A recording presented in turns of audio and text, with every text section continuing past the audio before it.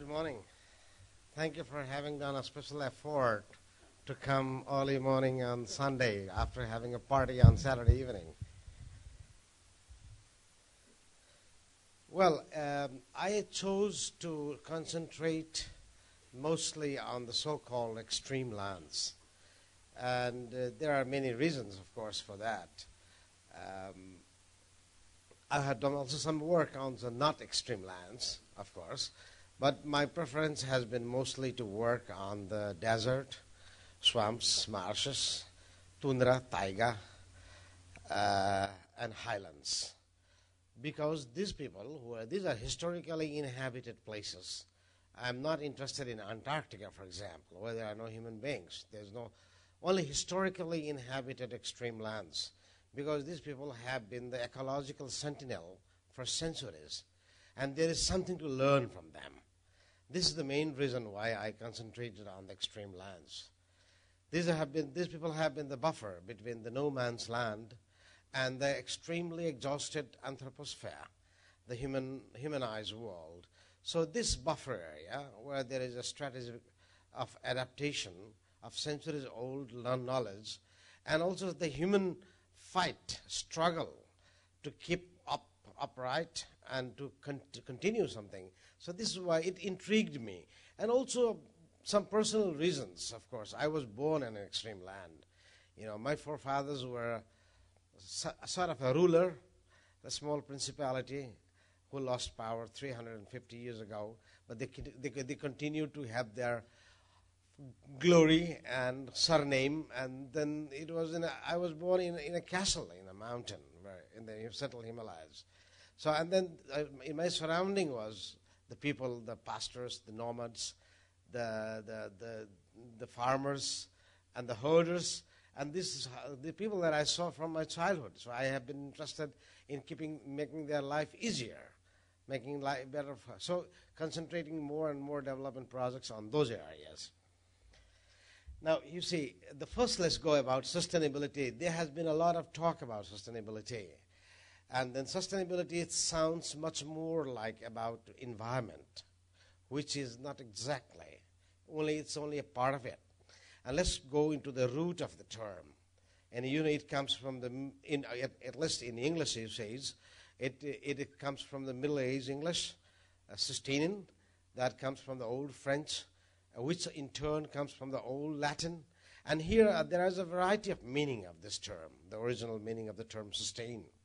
And then what does this meanings imply at the end of the story? That is, that sustainability is not natural. You have to make an effort for it, very conscious and very measured effort. And the second is that sustainability is not a strive for perfection.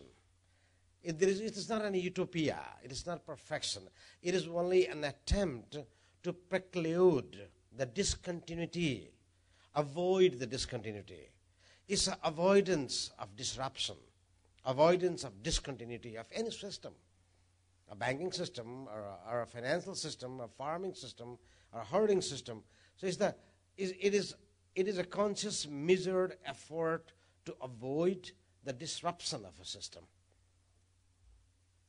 And in the social science, in economics, and in general, when we talk about sustainability, it is the so-called triple bottom line: the economic and financial viability, environmental safety. But here I added also landscape quality, because landscape is very important.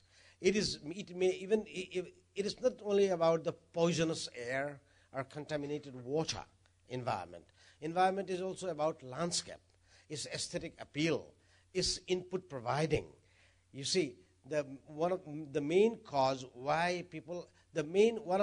psychic input providers for cultural production or artistic production for the human beings have been two things: love and landscape.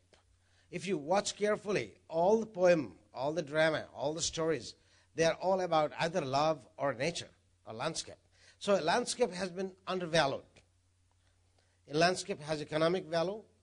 It is the location that makes a property unit more valuable on the parity of the quality and measure and quantity.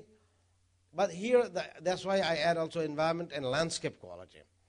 And then social and human security, of course, the social cohesion. So this is the so-called the triple line. But here, we should add a fourth line, which is very important. And this I didn't know before. I discovered that, especially when traveling in the West. I have been living for many, many years now, half of my time in the Western world, the United States and Western Europe. And here I realized that this is not enough. That we need a fourth line, the existential sustainability, that business without angst, without anguish, without sense of guilt, without this strange discomfort continuously going on inside us, with our language, with the concepts, with the idea that the world around us is pressuring us under siege, the mentality of being under siege. Somehow there is a pressure, there is envy, and there are some other people where there is every small natural hazard becomes a disaster. A disaster is a social production of the natural hazard. It is the preparedness, the capacity of the society to deal with the natural hazards that has been missing in many parts of the world lately. And then we know about this. Television brings us to our dining room. And then there's the angst. So, the fourth dimension of the sustainability would be, for me, existential sustainability. And here again, now this is what a social science says. But what about the sustainability in the more human existential dimension, an experiential dimension? That is, let's put the use of the citizen consumer's perspective. Not number, but people, the persons, how they view sustainability. So fairness. One of the reasons why the economy doesn't go well is also because it's unfair. There are many fat cats and many guys who have to do triple job just to pay their normal bills. So you have fairness, and there are this is the value. And now who is supposed to act and enact and implement that value? State, which has the biggest capacity of distributive justice, and cultural leadership, artists, writers, actors, celebrities, and business leadership. When Rockefeller was giving a lot of money around, and when somebody asked him, we are spending a lot of money. He said, God gave me so much, how can I deny to Chicago? That was a cultural business leadership. So in Europe, we have lacked a little bit in this sense. There's less business leadership. So, and then the law-abiding citizenship, the normal man, the civically aware. This is more in most of the Western Europe, especially the Northern Europe, it works, and more you go farther from there, and it becomes more painful. Then second value is security. And here, again, who are the actors? The enforcers of trust, law, and order. Again, government. And supply system security. And then the last thing is about wellness. So these are the three values from the experiential dimension for sustainability. Wellness is the landscape, environment, townscape. Who cares about that? So this again, so no value is independent from the actor. So we expect from certain actors to enact and implement certain values. Values don't float on the cloud. They have to be enacted. So here, if something fails because the actors are failing, and from the point of view of actors, the Western Europe has the highest potential. We have seen, compared to many in North America, Asia, Africa, South America, compared to many parts of the world, the Western Europe has somehow relatively fared better. Their actors are more focused, especially after the Second World War. They have been more focused. But from the point of view of value, there is still a lot of confusion. The debate is going on. We are not yet clear what is sustainability, what is our future, what kind of planet we want, what kind of relationship we want with other people. The future view is lacking. And from the point of view of value, the extreme lands are a very good example. So strong values, and you can sense that in every action. Every individual is permeated by this value of sustainability in the extreme lands. The original inhabitants, I'm not talking about the miners who have been placed there 100 years ago to dig something like in the desert of Gobi or in far away in Siberia. So I had an opportunity, not all, but many extreme lands that I surveyed. I went personally, made my boot dirty, went there, talked to the people, watched around, measured their life, took some note of their basic life and also economic life, even counted the number of goats in some places, or the cows or a yak. And this survey, so what I'm talking to you is a sharing of this survey and planning missions experience. And there is the lesson I learned some lesson about the sustainability, global sustainability. You know, when there is between actors and values, there's a disharmony. And when the actors are in disarray, then we produce disasters. Now look at two examples. We have had a very big flood in Taiwan a year ago, maybe, less than a year ago. And then it was a bad land use. It was a bad economic planning. It was bad construction. It was all this going behind the most visible, glittering, imponent material artifacts. It was not really well. So Taiwanese people, their whole economic thinking, and Chinese the same now, is about well-having, not well-being. In Italian, you would say ben havere, not ben essere. Well-having and not well-being. And that was the result, the disaster. The hydrogeological balance was disrupted.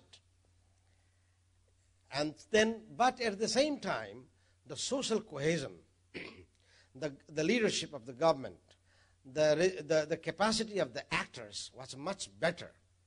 So their solidarity, their system of recovering, of redressing the grievances, and became faster.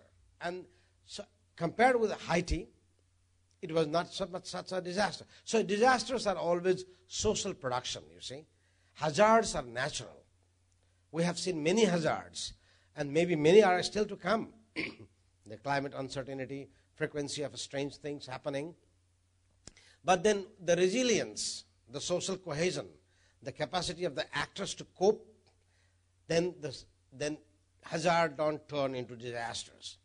But when you don't have the basic fiber of the society, the institutions are not in place, the actors are not ready, and the values are in disarray, then you produce disasters. So many times when you hear about the climate change and the world's poor or third world, they are going to be more affected when they say, it's not true. Everybody is equally affected, but they will transform the hazard into disaster because of their actors. So the disasters are always social production of the hazards. And the extreme lands constitute a metaphor of sustainability, global sustainability. Because there is what you may call the source of scientific hypothesis. How can we do? How they have been doing? And what can be learned from that? Maybe we cannot do exactly as they do, because we don't deal with the goats or yak. We deal with the cars and petrol and machinery. But is there any model or methodological indication? There is certain kind of model of action, behavior that can be learned. And let's see. What makes a land extreme? There are four things. First is the marginality, out of sight, out of mind from the main social, political, economic, and cultural mainstream of their respective countries. The people living in the very high Himalayan valleys in the border between Nepal and Tibet, and these people they are so far away from the chattering class of Kathmandu. They are so far away from the bankers. They are so far away from the policymakers. And policymakers never been there, many of them. Those who talk about development, like many over here, they talk about the global governance. They have never traveled widely. So these people are usually outside the mainstream. And they are also ethnic minorities usually. And they, again, the cultural mainstream, they are. Another is their frontier position. They are always on the border between the no man's land and the extremely exhausted and exploited lands. And there are physical hardships that makes a land extreme, where everything is so tough. To breathe is hard, to eat is hard, to cook is hard, to carry things are hard, to do anything is very tough. So it is a very challenging and demanding situation for any ordinary man, not for just a sport man. So this is another, and the vulnerability. These are very, really, from the point of view of social and political actors, now with the modernization, with the loss of their ethnic and tribal sovereignty, these people have been included in the expansion of modern nation-state institutions. And these are much more bogus than the tribal leadership or the tribal councils. So we have now weak actors, a very loose institutional framework for these people. It is the curse of the nation-state for these marginal people. You know, the maledizione del nazione-stato, the curse of the nation-state. So they have been replaced, their local tribal or ethnic leadership has been replaced by a very vague and abstract governance that comes from very far away, and that really is not able to cope, and they are always prone to disasters. So any hazard there will become a social disaster. Socially, it will be transformed into a disaster. And the migration is very hard from there, very heavy from there. Many people in the last 30, 40 years have been leaving those areas, especially the young people. They think, they have learned, recently, they have learned that they are very unlucky people. Oh, we are in a bad place. Our place is bad. We are unlucky. Why I was born in such a high place, or in the desert, or in the taiga.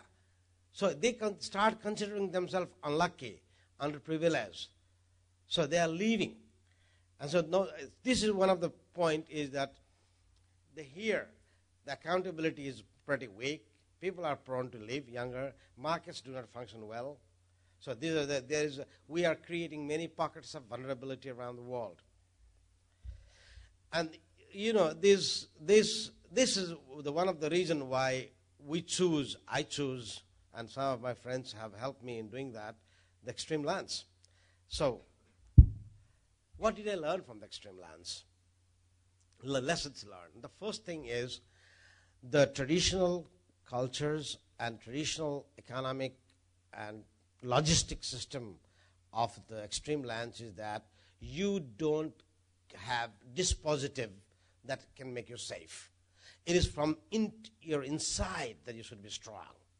It's a more inward posture. It's not like disinfecting all the doors and the windows and all the handles that you touch. It is increasing your immunity from inside your body. It's boosting your own immunity and not only disinfecting the doors. So this is the difference, the inward posture. So getting very robust from within yourself.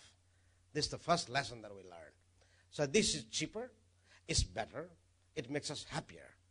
So this posture is missing in the modern economy, the inward posture. The second is outward vigilance, the ability to connect different dots.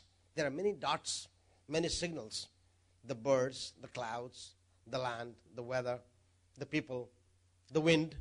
So how do you connect all these different dots and interpret that and give a narrative to every piece of nature, every piece of time, every time slot, every situation, every economic happening, every social. So this narrative, connecting the dots, that is what we miss in the modern system. And we expect the experts to tell us that. We have delegated that to the so-called experts. And the common people have no more narrative. And this is what I learned there, the outward vigilance and always a continuous a sharing of a narrative from everybody. And that makes a shared vision and shared forwarding and better coordination, even from the logistic point of view. And more cohesion. And another is, this brings the self-corrective mechanism. There's continuously trial and error and always correcting yourself, correcting your small things, small details like burning the firewood or cutting the grass or waiting one day more or less to do something. So this is what comes from this outward vigilance and inward strength and minimalism. Always doing more with less. Minimalism. It is just the opposite of the theory of abundance. It is less is more, little is enough in everything. This is what I learned from the extreme lands. And the other is very important for Europe and America and perhaps now also for Japan. Well-aging and well-dying. The old men, old women, aged people there, the grandfathers and great-grandfathers, they are so integrated with the young people, with the animal, with the plant, with the grass, with the stone. Nobody is retired. Nobody is in pension in the extreme lands. Nobody has pension. Nobody is retired. They die doing things. There is such a nice death there. Such a nice well-aging and well-dying. We have, in the West, we have completely removed this concept of well-dying. We think only about well-living. But there is a certainty that we die. How we want to die? We want to die in the middle of nature and people, or being segregated in a hospice, be special medicalizing our old age, becoming a clinical case in our old age. So the medicalization of the old age is what is exactly the opposite in the extreme lands. There's something to learn from that. We have to rethink our model: social, economic, working, retirement, pension, all this stuff. Otherwise, it's useless, the talk of sustainability. It's a basic life thing, stuff. And then the three-dimensional solidarity. Now, here, one of the great things about the Judaic-Christian, especially the Christian heritage, Christian value, is solidarity. And this is almost all traditions. But in Christianity, it's very much pronounced. And it has given birth to many charities. Even the so-called NGOs are somehow, many of them are extension of this Christian value, even though they don't recognize themselves as a religious. Humanism is a Christian stuff. Communism could have been born only in a Judaic-Christian concept. A Buddhist would never create Marxism. So it is all anthropocentric ideas. The human solidarity comes from there. And now here, the extreme lands have three dimensions of solidarity. The first is horizontal, between the subjects, between the contemporary subjects. It's an intersubjective solidarity. The other is vertical, between the generations. Old people are taking care of young people, even if they are not their own grandchild. So when you are walking in a Tibetan village, any small boy, unknown to an old man that is passing by, coming from another village, he thinks that is like his grandfather. He becomes respectful because he's old man coming there. So everybody is connected. So there is a vertical, extremely that is same in Mongolia and Siberia. The same thing I found in many other places. It's a vertical solidarity. And thinking about the future of the children also. So generational, intergenerational solidarity. And the last is the circular solidarity. The sky, the cloud, the bird, the trees. It's a biocosmic solidarity. That we're all connected. That everything has a root. And all the roots are interconnected. That's why if you chop a tree, a star may fall down.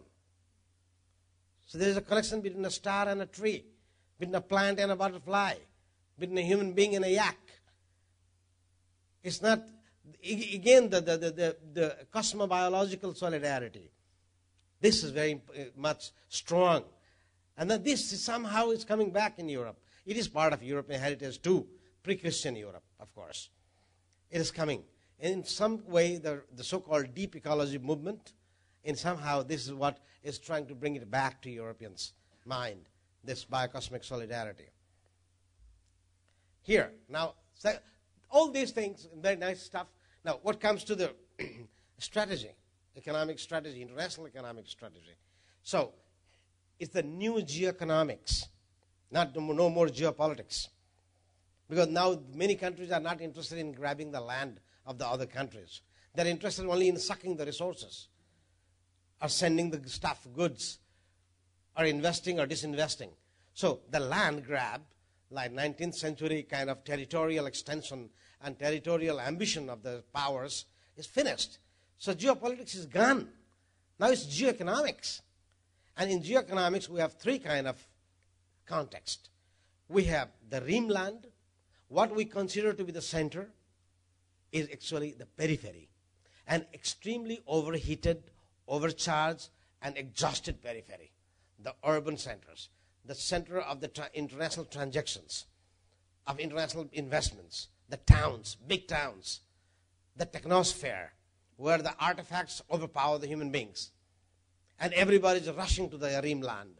Since 2005, the global human population of 6-point-something billion people, more than half live in the rimland, in that red hot area.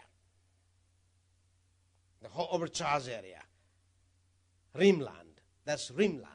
And then you have the hinterland, the supply zone and the dumping site. You need some place where you have to dump all the waste you create. It's a very waste-creating kind of more economic model we have. And you need food. You need chicken. You need the eggplant. You need the tomato throughout the 12 months. Not only summer. Tomatoes are grown only in the summer. But you create the serra, the greenhouse, to get the tomatoes also in the winter. So now, this is the hinterland. A poor, neglected, relatively poor, neglected, exploited, and poisoned area again. Supply zone and the dumping site. And that is where the most of the third world, the raw material come from. The hinterland is the so-called agrarian third world. Most of this third world stuff that you hear, that's hinterland. And then you have the heartland, the relatively pure, neglected, but much stronger. This is extreme land. The mountains, the desert. They are the more inner core of the earth system. They may look like the periphery of the world economy, world business system, but from the point of view of the planet system, they are the heart. This is the heartland. They are the cardinal zones. So this is how the geoeconomics is structured now. So if we do anything about sustainability, you have to take into consideration this new kind of configuration of the land and economy and people. So what is the new direction for sustainable economy? So what extreme lands served as a laboratory. And now what we learn and what can we do with this?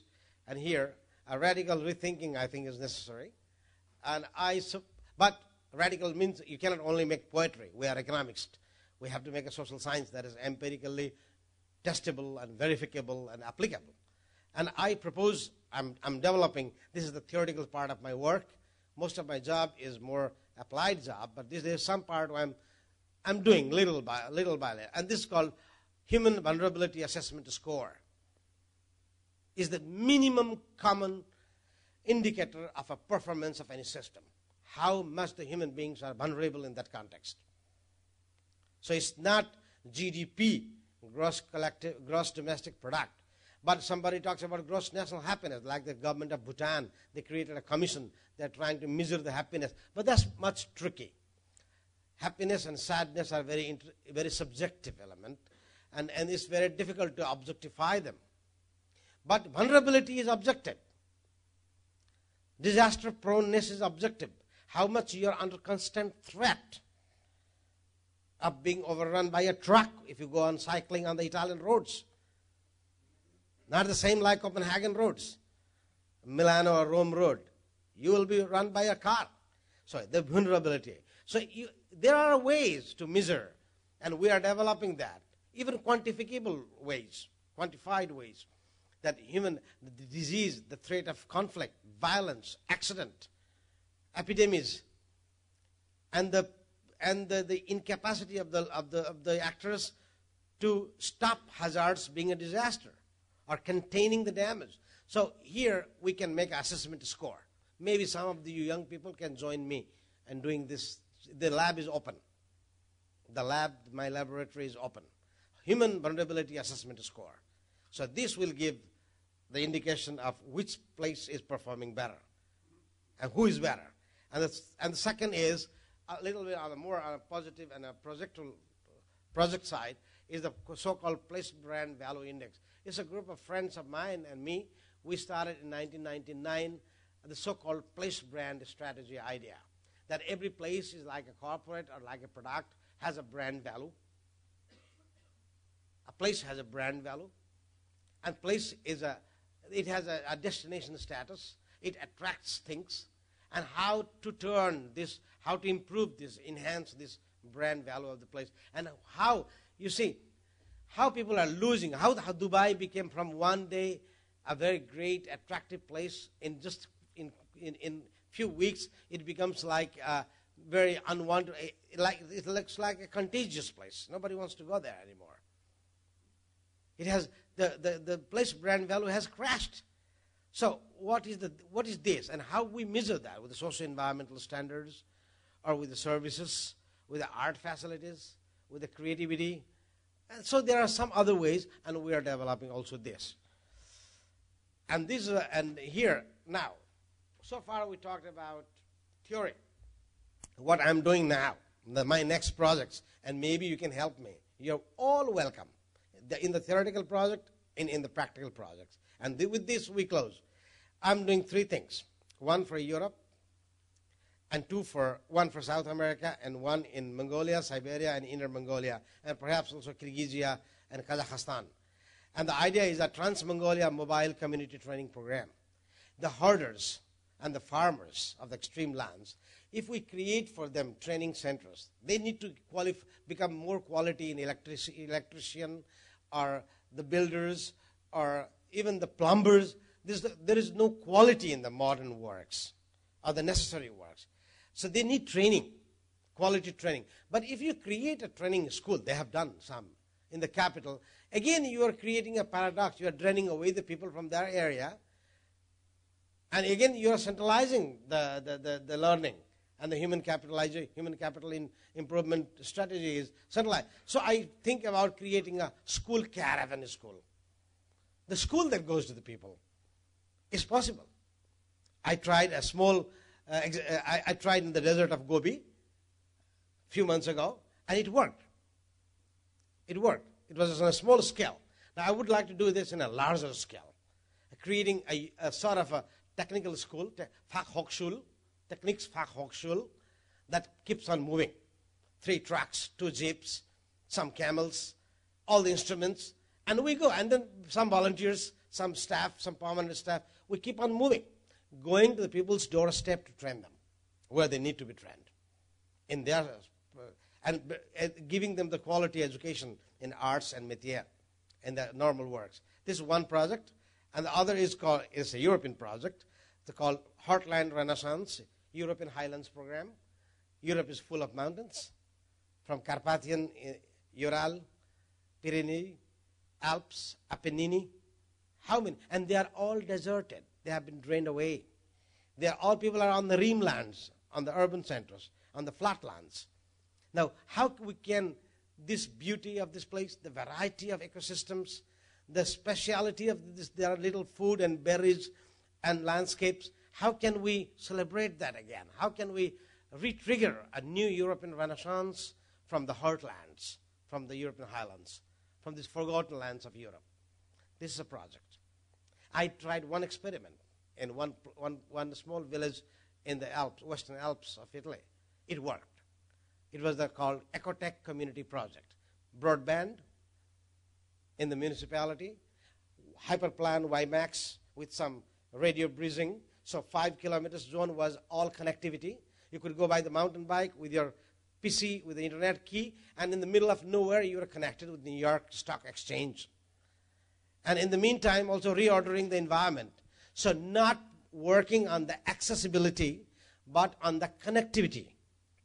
And at the same time improving their quality of environment, landscape, trails, walking zones, view zones. So reordering the environment, improving, classifying all the cultural stuff, specialities, giving them the right marketing to the cultural stuff.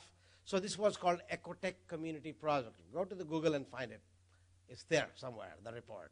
But that's in Italiano. You have to learn Italiano. And so and this worked. And then we can do that in many places of Europe. Many of these so-called backyards, mountains. So it's called Heartland Renaissance Project. This is what we have to do in Europe. And the another one is the Lake of Titicaca. I dashed there 2 times. And there I had a very strange experience. And it's the highest altitude lake in the world, large lake, between 2 countries, Bolivia and Peru, 4,000 meters above the sea level. And they're one of the most indigenous community of South America lives there, Los Uros, Aymara-speaking Indians. And they are completely untrained, unserved, and they're being drained away. Their culture is crumbling. Their social solidarity and internal cohesion is crumbling. Their area, there is some limited tourism, but very limited in some areas only. And there is no schooling. And so I was thinking about creating a shipyard there, constructing a large barge, a ship, as a floating community development resource center that serves the community of the islands and all the laguna of the Titicaca. And then there is a business incubator, marketing and accountancy training, small business management training center, health center, prevention care, and we call it community development resource center.